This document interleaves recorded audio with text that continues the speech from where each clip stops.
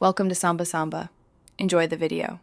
You begin by choosing one obvious context and acting immediately. Pick a recent moment where you felt distant and commit to changing one behavior. Once chosen, practice 30-60-second warm openers.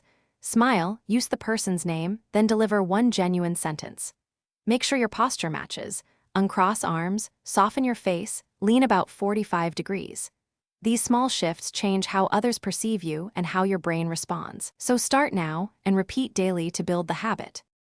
Once you've started, move into the middle work. Practice active listening in 3 steps. Listen fully, mirror back the feeling, then ask one follow-up question.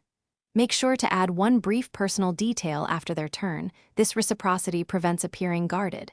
Use empathy statements to validate. "That sounds frustrating," or "I can imagine that was hard." These techniques shift conversations from transactional to relational, rewiring your default responses, so warmth becomes your automatic reaction over time. To finish, make warmth a habit.